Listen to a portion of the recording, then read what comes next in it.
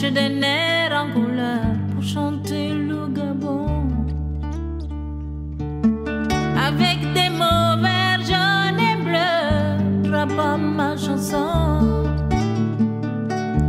Sans que les couleurs ne déteignent sur la mer, sans que mes pas se perdent en forêt. Juste une idée trouvée en plein air pour chanter le Gabon.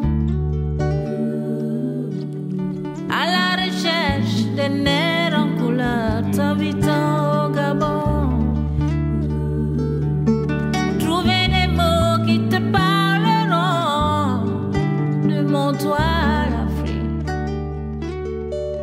Sur une bille de Koumé, saluant le coucher du soleil. Sur une pirogue, nous glisserons sur le Goué. Je t'invite au Dimbo Diamien, au Boulongo Boamien. Je t'invite au Dimbo Diamien, au Gaboamien. Y a tellement de choses à te faire voir, en ville ou en brousse.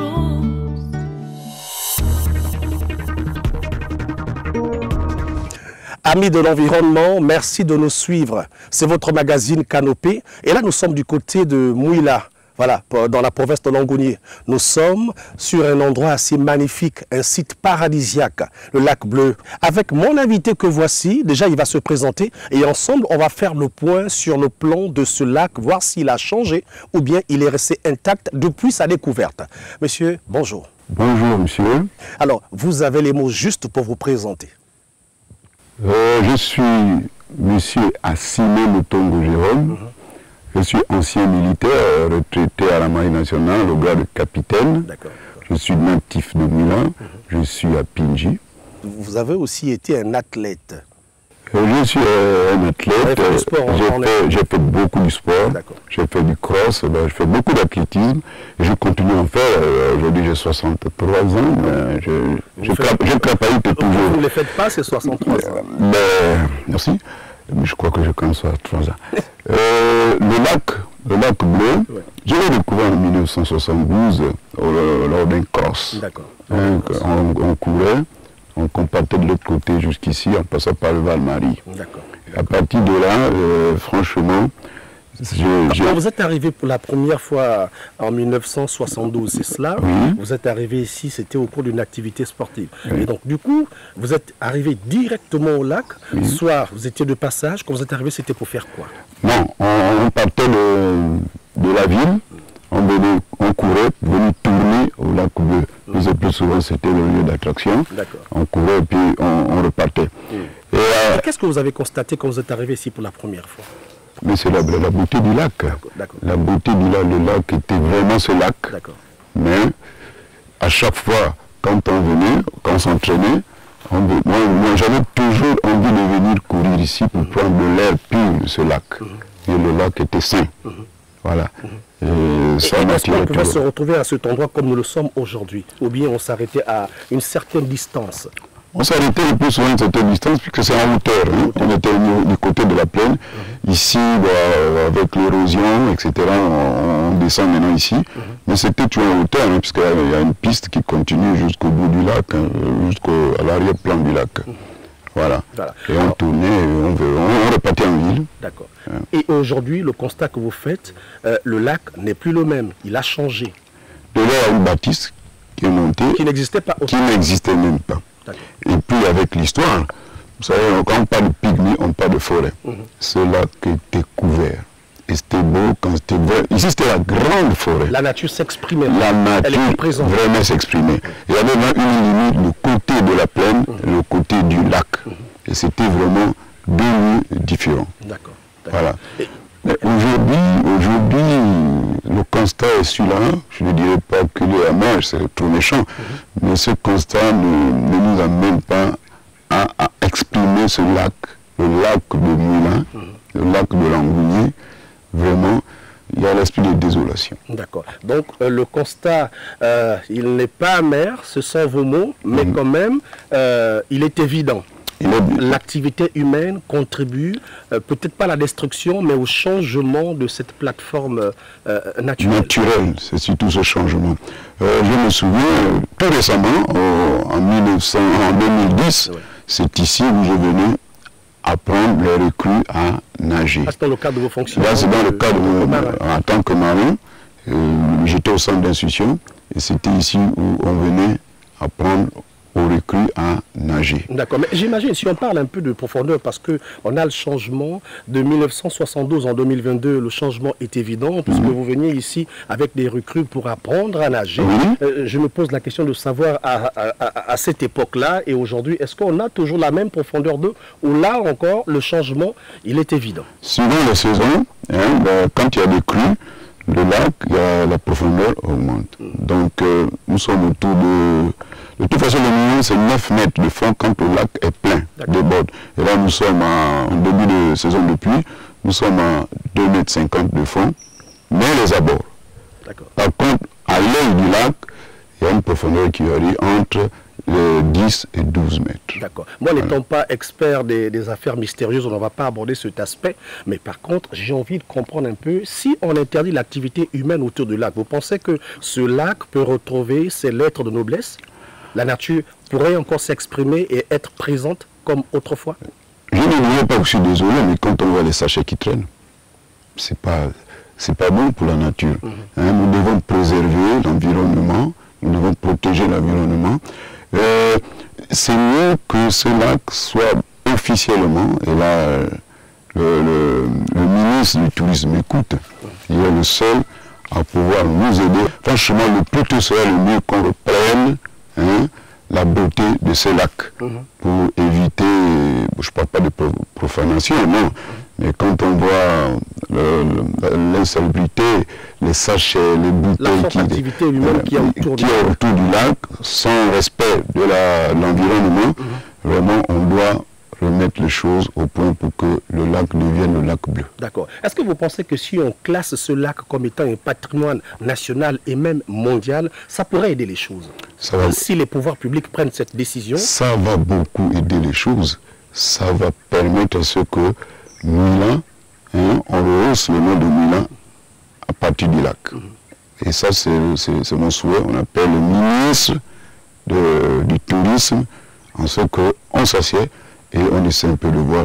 Nous sommes là, on attend, et il serait souhaitable que ce lac reprenne vraiment le nom du lac bleu de Mouila. D'accord. Bon, la nature ayant ses mystères, on est quand même curieux de vouloir comprendre, de savoir est-ce qu'il a toujours été bleu, ou bien ça à une certaine époque, tout d'un coup, et il est devenu bleu.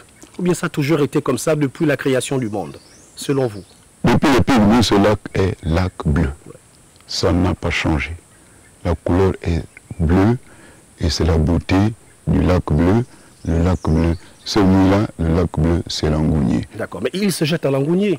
Mais curieusement, cette même couleur ne se déverse pas aussi du côté de Langounier, mais uniquement à cet endroit-là. C'est quand même assez fort. Oui, mais vu l'histoire, on se pose la question comment les deux pygmées n'ont pas pu remonter. Donc il y a une histoire, donc il y a une partie qu'on ne pourra peut-être pas aborder, ça c'est autre chose. Le lac restera ce lac. Vous voyez que, dommage qu'on n'est pas sur une pirogue, quand vous remontez le lac, il y a un mur qui sépare l'eau du lac et l'eau de Langounier. Un mur naturel. Un mur naturel. Qui s'est formé tout seul. Qui s'est formé tout seul, et l'eau du lac ne peut pas franchir ce mur. L'eau de Langounier ne peut non plus venir vers l'eau du lac. D'accord. L'activité humaine autour de ce lac, c'est également aussi la pêche. Est-ce que cette activité est forte, présente? Les gens viennent toujours pêcher? Est-ce qu'autrefois ça a toujours été ainsi? Ou bien personne ne vient pêcher si ce n'est pour des rituels et tout cela? Aujourd'hui, en dehors des rituels, je crois que c'est... On n'a jamais pêché ici. Mais avec le temps, j'ai remarqué... Déjà, le fait même que j'ai nagé là, mais avant, on ne nageait pas. Avant, pour aller, il faut être initié. D'accord. Ouais. Aujourd'hui, les gens pêchent c'est normal avec le temps, ainsi de suite, puisque ce serait maintenant un patrimoine national, puisqu'on va faire du tourisme ici pour venir admirer. Et pour en arriver là, il faut que les autochtones essaient un peu de gérer la situation. D'accord. En dehors de l'activité humaine qu'il y a autour du lac, parlons aussi de réchauffement et de changement climatique. Vous pensez que le lac est aussi impacté par ces changements? Oui, c'est vraiment impacté par ces changements, parce que déjà là où nous sommes, hein, l'œil du lac, ça présentait avant juste un petit sillon qui déversait l'eau vers l'Angounier.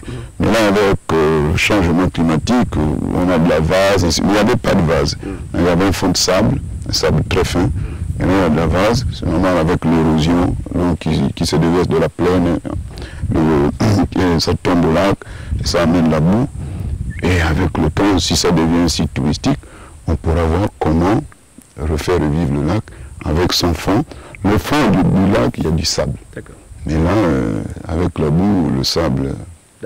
Malgré la volonté humaine de pouvoir faire en sorte que le lac retrouve ses lettres de noblesse, mais vous ne niez pas quand même qu'avec tous ces éléments, changements, réchauffement climatique, ces éléments constituent un danger pour le lac, pour l'existence et la survie du lac. Nous devons sauver ce lac, parce que tout ce qu'on a vu dans le contour, c'est vraiment un danger, le lac. Pour que nous puissions sauver, nous devons mettre des garde-fous pour ramener la beauté du lac. C'est normal. Voilà. C'est vraiment un danger pour le lac. Et si on ne fait pas quelque chose, eh bien, ce serait pour le lac bleu de Mouila. D'accord. Merci d'avoir répondu à ces quelques questions. Peut-être quelque chose à rajouter, hein? Ben, il n'y a pas d'autre élément. La première chose, c'est que le pouvoir public, en l'occurrence le ministre du Tourisme, prenne une situation en main pour qu'on reprenne la vie courante du lac avec toute sa beauté. D'accord. Bon, je pense que c'est tout ce qu'on souhaite. Merci, Monsieur Assimé, d'avoir accepté de répondre à nos questions sur le lac bleu de Mouila. C'est moi qui vous remercie. Allez, nous allons refermer ce magazine Canopée, axé essentiellement sur l'environnement. Amis de l'environnement, vous avez toute l'histoire sur ce lac. Le message, il est lancé. On ne va pas reprendre les termes de Monsieur Assimé. Nous vous remercions de nous avoir suivis. Et à très bientôt sur Gabon Culture. Canopée se referme.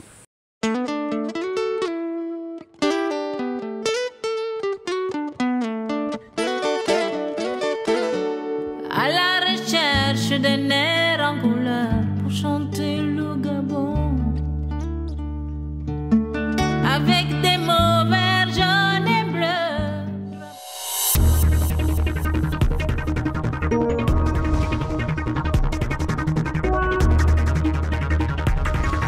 bleus.